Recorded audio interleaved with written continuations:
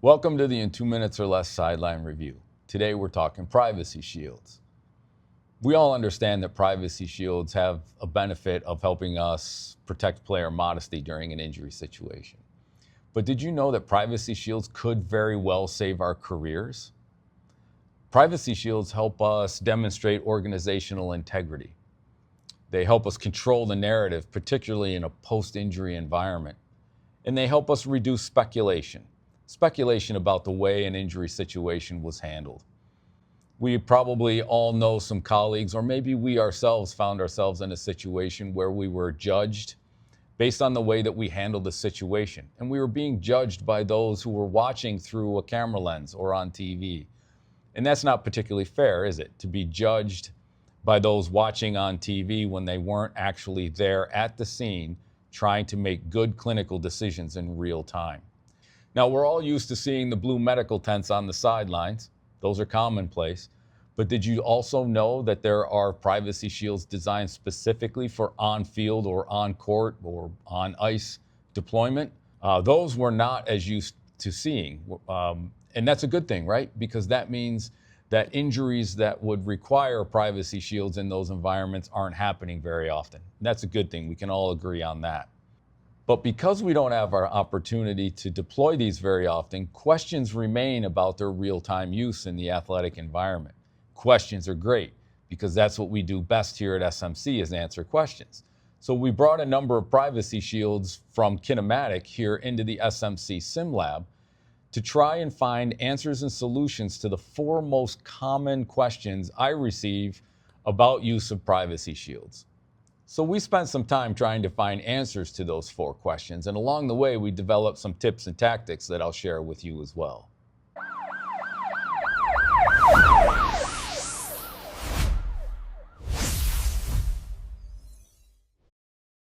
Okay, so let's get to answering the 4 most common questions I'm routinely asked regarding deployment of privacy shields in the athletic environment.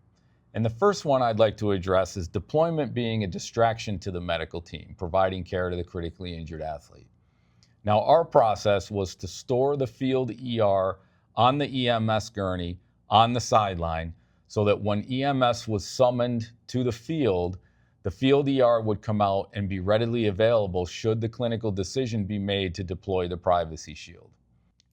Now, we used 4 non-medical personnel to deploy the privacy shield in our process. And that's important because non-medical personnel are not going to draw assets away from the medical team responsible for providing critical care. That's a key component, key point. Now, using this process, the manufacturer would suggest that we should be able to deploy that privacy shield in 4 seconds. And we were able to do so.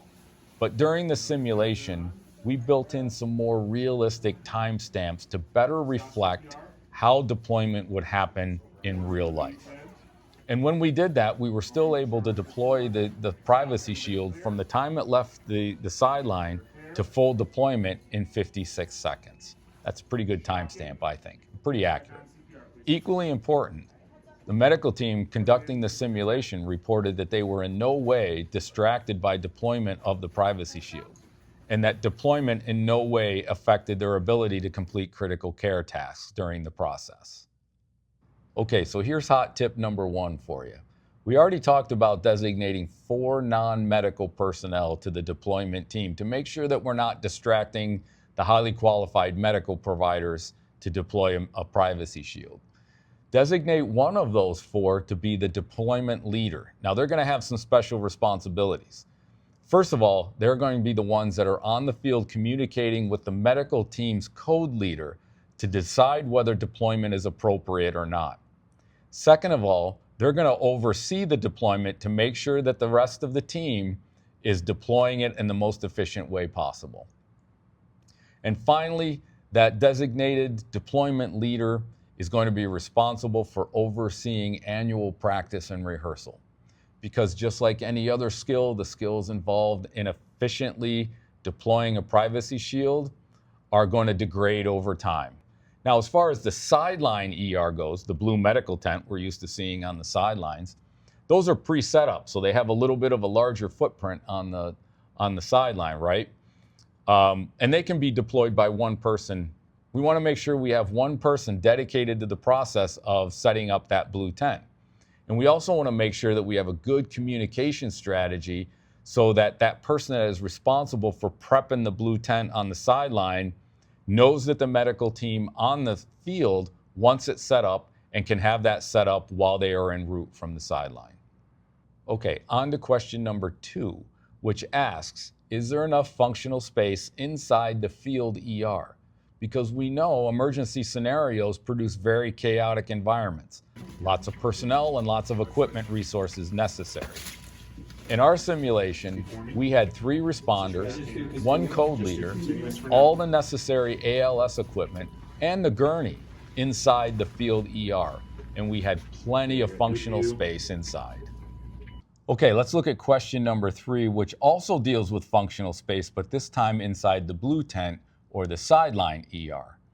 Now, this is particularly interesting because over the course of the last few years, we've had opportunity to run simulations with our clients that involve the blue tent. You take an athlete into the blue tent for a common assessment or just a routine assessment on the sideline. But what if the athlete decompensates inside that blue tent? Is there enough functional space inside the sideline ER to deal with those medical emergencies? So we ran simulations that involved arrhythmias, tachycardia, or cardiac tamponade that converted to cardiac arrest when they were inside the blue tent undergoing typical assessments. And like the field ER that we talked about in question number 2, we did feel that there was adequate functional space inside the sideline ER. When we ran our CPR simulations inside the sideline ER, it was associated with very poor CPR skills, not attributed to the blue tent or to the sideline ER, but more about some other things that happened inside that I want to tell you about. We attributed our poor CPR scores to compressor ergonomics. We just were not in a very good spot to do good compressions inside that.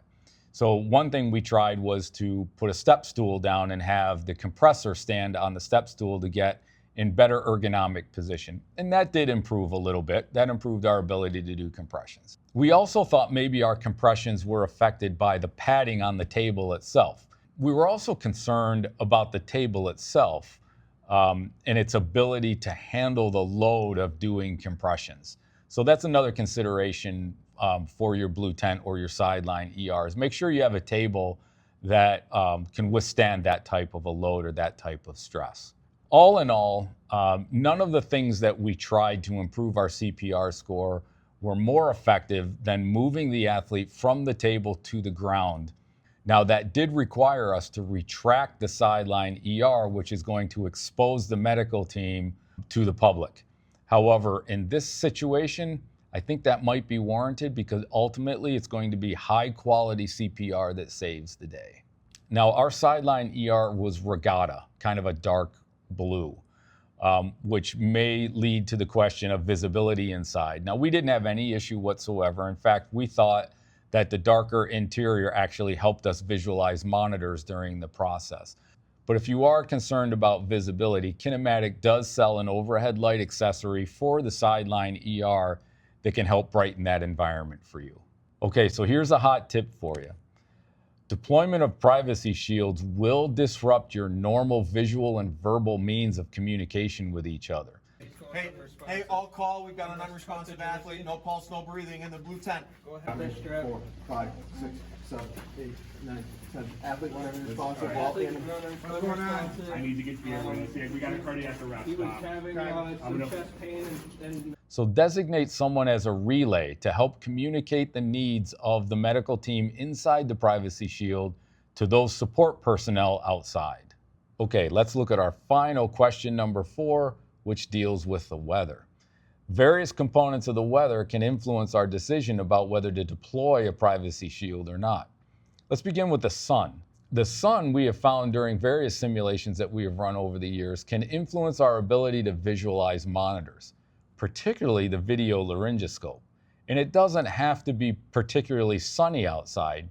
Normal day ambient light can certainly influence or affect our ability to visualize monitors. Deployment of the field ER actually improved our ability to visualize monitors by cutting down some of that sunny ambient light. The second component to the weather I want to talk about is the rain.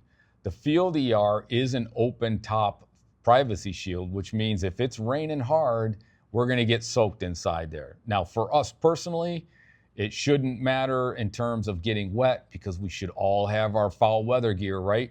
And if you don't have any because you're new to this profession, you better get some because we're going to be getting soaked on the sideline or out on the field one way or the other. But if it affects our ability to complete critical care tasks, that's a different story. If that's the case, it's probably more appropriate for us to evacuate the athlete from that environment rather than deploy the privacy shield. The next component of the weather I want to discuss is wind. Now, we felt that a benefit of the privacy shield and deployment of the privacy shield might be that it helps protect us from wind chill, particularly on cold days. However, to protect us from the wind chill, that means that there's wind. So we wanted to take a look at how the wind would impact our ability to deploy the privacy shield. And as it were, it just so happens that the day that we had kinematic here with the field ER and the sideline ER, they were pretty windy days. So we were able to take the field ER out into the parking lot and see how it responded to the wind. And in fact, yes, the wind did blow the field ER around a little bit. But if you have that team of 4 non-medical personnel that are trained in how to deploy it, we felt that a little bit of wind should not affect the benefit of deploying a privacy shield if you feel it's appropriate to do so. A little bit more wind might get blown around a little bit more. So maybe there is a time when there's too much wind. So you will have to keep wind in mind when making the decision to deploy the privacy shield or not. Okay, I believe that's a wrap.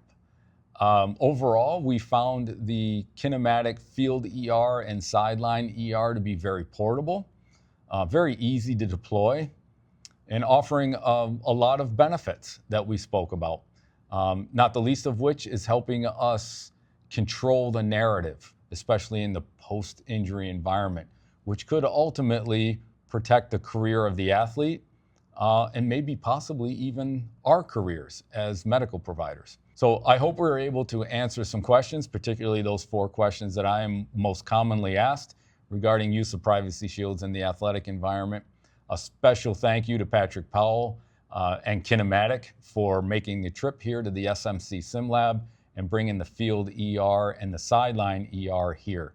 It was a great experience. I appreciate the opportunity to do that very much. Hey, like the video and subscribe to be notified when new content becomes available. Leave your comments below, content ideas, or additional questions that you would like us to answer regarding privacy shields. Stay connected with Sports Medicine Concepts through Facebook, X, and Instagram. Thanks for watching.